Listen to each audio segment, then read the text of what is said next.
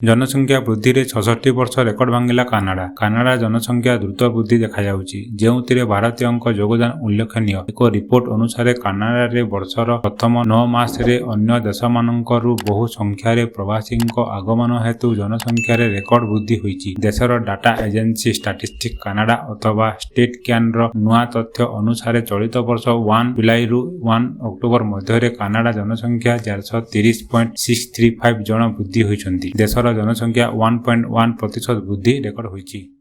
December 22ରେ ବର୍ଷର ସବୁଠାରୁ ଛୋଟ ଦିନ। ଡିସେମ୍ବର 22 ଅର୍ଥାତ୍ ଆଜି ହେବ ବର୍ଷର ସବୁଠାରୁ ଛୋଟ ଦିନ।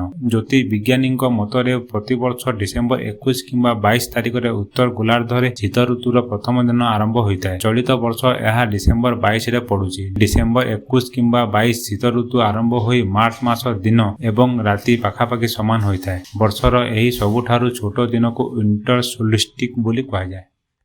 15 ଦିନରେ 10 ଲକ୍ଷ ଫୋନ୍ ବିକ୍ରି କଲା ରେଡ୍ମି। ଯେତେବେଳେ ସ୍ମାର୍ଟଫୋନ୍ କିଣିବା କଥା ମନକୁ ଆସେ, ବଜାରରେ ଶସ୍ତା, ସୁନ୍ଦର, ମଜବୁତ କେଉଁ ଫୋନ୍ ରହିଛି ତାହା ଭାବିବାକୁ ପଡ଼େ। ଅନେକ ଅଛନ୍ତି ଯେଉଁମାନେ ଅଫର ପାଇଁ ଅପେକ୍ଷା କରନ୍ତି ଓ ଏକ ଭଲ ଅଫର ଆସିବା ପରେ ହିଁ ନୂଆ ଫୋନ୍ କିଣିଥାନ୍ତି। ଏପରି ପରିସ୍ଥିତିରେ ରେଡ୍ମି ଆଣିଛି ସବୁଠୁ ଶସ୍ତାରେ ଧମାକେଦାର ସ୍ମାର୍ଟଫୋନ୍। ଯଦି ଆପଣ କମ୍ ଦାମରେ ରେଡ୍ମି ଫୋନ୍ ଆଣିବାକୁ ଚାହୁଁଛନ୍ତି ତେବେ ବଢ଼ିଆ ସୁଯୋଗ ରହିଛି। ରେଡ୍ମି କମ୍ପାନୀ ପକ୍ଷରୁ ନିକଟରେ K70 ସିରିଜ ଲଞ୍ଚ କରିଛି। ଆଉ ଏହି ମଡେଲ ଚାହିଦା ବି ବେଶ୍ ଅଧିକ ରହିଛି। ମାତ୍ର 14 ଦିନ ମଧ୍ୟରେ ଏହି ମଡେଲର 10 ଲକ୍ଷରୁ ଅଧିକ ୟୁନିଟ୍ ବିକ୍ରି ହୋଇଛି।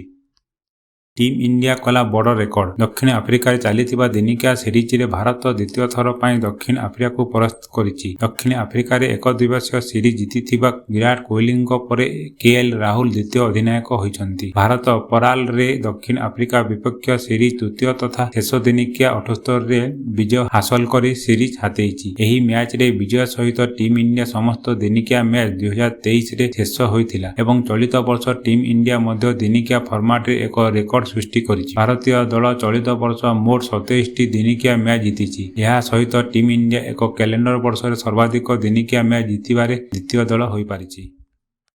ଭାରତରେ ନିବେଶକ ହରାଇଲେ 9 ଲକ୍ଷ କୋଟି। ବୁଧବାର ବମ୍ବେ ଷ୍ଟକ୍ ଏକ୍ସଚେଞ୍ଜର ସେନ୍ସେକ୍ସ 931 ପଏଣ୍ଟ ହ୍ରାସ ପାଇଛି। ଏହାଦ୍ୱାରା ନିବେଶକମାନେ 9 ଲକ୍ଷ କୋଟି ଟଙ୍କା ହରାଇଛନ୍ତି। ବିଗତ କିଛି ଦିନ ଧରି ଭାରତୀୟ ଷ୍ଟକ୍ ବଜାରରେ କାରବାର ନୂତନ ଶିଖର ଛୁଇଁଥିବା ବେଳେ ବୁଧବାର କାରବାର ସମୟର କିଛି ଘଣ୍ଟା ମଧ୍ୟରେ ଏଥିରେ ହ୍ରାସ ଘଟିଥିଲା। BSE 30 ସେନ୍ସେକ୍ସ 930.88 ପଏଣ୍ଟ ହ୍ରାସ ପାଇ 70,506.31 ପଏଣ୍ଟରେ ବନ୍ଦ ହୋଇଥିଲା। ଏହାଦ୍ୱାରା ନିବେଶକମାନେ ବିପୁଳ କ୍ଷତିର ସମ୍ମୁଖୀନ ହୋଇଥିବା ଅନୁରୂପ ଭାବେ ନିଫ୍ଟି 50 ମଧ୍ୟ 302.95 ପଏଣ୍ଟ ହ୍ରାସ ପାଇ 21,150.15 ପଏଣ୍ଟ ପହଞ୍ଚିଥିଲା। ଇଣ୍ଟରନେଟ୍ କାଟିଲେ ହେବ ଜେଲ୍ ଦଣ୍ଡ। ପ୍ରଧାନମନ୍ତ୍ରୀ ନରେନ୍ଦ୍ର ମୋଦି ସରକାର ପ୍ରତ୍ୟେକ ଉପଭୋକ୍ତାଙ୍କୁ ଇଣ୍ଟରନେଟ୍ ଯୋଗାଇବାକୁ ଚାହୁଁଛନ୍ତି। ଏଥିପାଇଁ ମୋଦି ସରକାର ପ୍ରତ୍ୟେକ ଗାଁକୁ ଇଣ୍ଟରନେଟ୍ ସହିତ ସଂଯୋଗ କରୁଛନ୍ତି। ଏହା ବ୍ୟତୀତ ପ୍ରତ୍ୟେକ ପଞ୍ଚାୟତ ପର୍ଯ୍ୟନ୍ତ ଅପ୍ଟିକାଲ ଫାଇବର କେବୁଲ ବିଛାଯାଉଛି। ସାଧାରଣ ଦେଖାଯାଏ ଭାରତ ବିଭିନ୍ନ ଆନ୍ଦୋଳନ ସମୟରେ ସରକାରୀ ସମ୍ପତ୍ତି କ୍ଷତିଗ୍ରସ୍ତ ହୋଇଥାଏ, କିନ୍ତୁ ଏବେ ଏପରି କଲେ ଜେଲ୍ ଦଣ୍ଡ ଭୋଗିବାକୁ ପଡ଼ିବ। ଟେଲିକମ ବିଲ୍ 2023ରେ କେନ୍ଦ୍ର ସରକାର ନୂତନ ବ୍ୟବସ୍ଥା କରିଛନ୍ତି। ସରକାର ପାନ୍ ଆଧାର ଲିଙ୍କ ନେଇ 2,125 କୋଟି ଆଦାୟ। ଯେଉଁମାନେ ପାନ୍ ଆଧାର ସଂଯୋଗ କରିବାରେ ବିଳମ୍ବ କରିଛନ୍ତି ସେମାନଙ୍କଠାରୁ କେନ୍ଦ୍ର ସରକାର ଏପର୍ଯ୍ୟନ୍ତ 2,125 କୋଟି ଟଙ୍କାର ଜରିମାନା ଆଦାୟ କରିଛନ୍ତି ବୋଲି ଅର୍ଥ ମନ୍ତ୍ରାଳୟ ପକ୍ଷରୁ ସୂଚନା ଦିଆଯାଇଛି। 30 ଜୁନ 2023 ମାଗଣା ପାନ୍ ଆଧାର ଲିଙ୍କ କରିବାର ଶେଷ ତାରିଖ ଥିଲା। ଏହାପରେ ସରକାର ପ୍ରତ୍ୟେକ ପାନ୍ କାର୍ଡ ଧାରୀଙ୍କଠାରୁ 1,000 ଟଙ୍କା ଲେଖାଏଁ ଜରିମାନା ଆଦାୟ କରି ପାନ୍ ଆଧାର ଲିଙ୍କ କରିଛନ୍ତି। ସରକାର ସଂସଦରେ କହିଛନ୍ତି ଯେ ଜୁଲାଇ 1, 2023 ପରେ ମୋଟ 2,125 କୋଟି ପାନ୍ ଆଧାର ଲିଙ୍କର ଠାରୁ ଆଦାୟ କରାଯାଇଛି। ପାକିସ୍ତାନ ଷ୍ଟକ୍ ବଜାରରେ 2300 ପଏଣ୍ଟ ହ୍ରାସ। ପାକିସ୍ତାନ ଅର୍ଥନୀତି ଅତ୍ୟନ୍ତ ଖରାପ ସମୟ ଦେଇ ଗତି କରୁଛି। ମୁଦ୍ରାସ୍ଫୀତି ଆକାଶଛୁଆଁ ହୋଇଛି, ରପ୍ତାନି କମିଯାଇଛି ଓ ବୈଦେଶିକ ମୁଦ୍ରା ଭଣ୍ଡାର ଖାଲି ହୋଇଯାଇଛି। ଏହି ସବୁ ଅସୁବିଧା ମଧ୍ୟରେ ପାକିସ୍ତାନ ଷ୍ଟକ୍ ବଜାରରେ ମଙ୍ଗଳବାର ଡିସେମ୍ବର 19 ଗତ 32 ବର୍ଷର ସବୁଠାରୁ ବଡ଼ ହ୍ରାସ ରେକର୍ଡ କରାଯାଇଛି। ପୁଣି ଏହି ହ୍ରାସ ବୁଧବାର ଓ ଗୁରୁବାର ବି ଜାରି ରହିଛି। ପାକିସ୍ତାନ ଷ୍ଟକ୍ ଏକ୍ସଚେଞ୍ଜରେ 2300 ପଏଣ୍ଟ ହ୍ରାସ ରେକର୍ଡ କରାଯାଇଛି। ଡିସେମ୍ବର 21ରେ କରାଚି 103 ପଏଣ୍ଟ ବା 0.17% ହ୍ରାସ ପାଇ 62,000 ସ୍ତରରେ କାରବାର କରୁଥିଲା।